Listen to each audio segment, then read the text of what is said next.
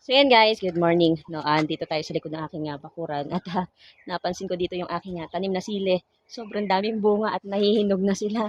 Hindi ko alam kung paano ko gagawin itong bunga ng sili. Hindi ko alam kung anong gagawin ko dito. Ang dami-dami. Oh, yung iba nito ay pinamigay ko na kasi. Ayun. So ito yung aking puno ng sili na iisang puno lang.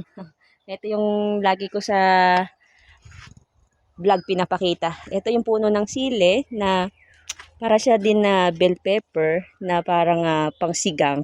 Pero yung isa nito, sobrang anghang na. Napakaanghang po niyan. Ayan, no? Ang daming bunga. Ang dami ko na rin netong pinamigay. No? Ang dami ko na pinamigay nito. So, ang gagawin ko nga dito, ang dami, ayan, no? Ayan, no, namumula sa ilalim. So, ang gagawin ko dito ay harvestin ko na lahat. At ibibilad ko. Tapos, maganda dito igigiling natin.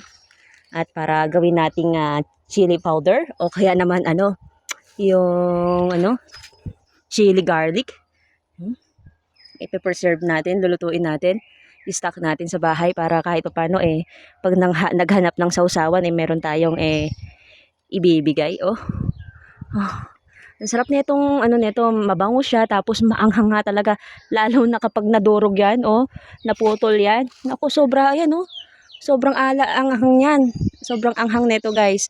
Masarap ito sa mga kaldereta, sa mga kambing, sa mga baka. Ay, Diyos ko. So ngayon kukunin na natin itong bunga ng ating sili dito sa likod ng aking bakuran. So tara, at samahan niyo ako magpitas. So yan, na tayo mamimitas na nga nitong ating bunga, nitong ating sili. So pipitasin na natin, no?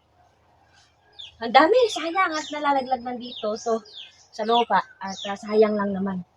So kukolektahin na natin ito at para mapakinabangan natin. Lutuin natin o kaya ibibilad para maging chili powder.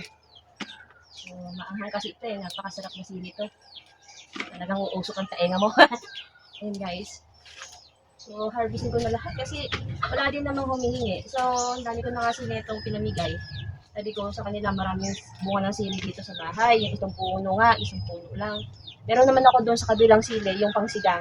Tapos meron din ako yung siling labuyo. Pero ito talaga ang pinaka-the best. Napakaanghang nito, guys. So, harvestin ko na lahat.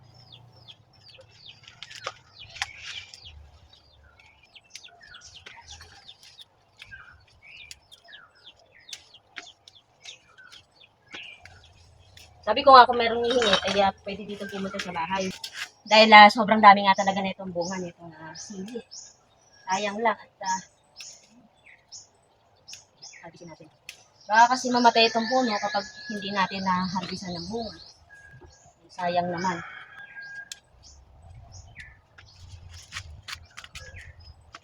Tapos yan, nagbubunga ulit siya ng panibago. Namumulaklak ulit siya. Kaya kung may hiningi, may bibigyan natin. Ano naman natin ang daming sili. Sabi talagang bunga.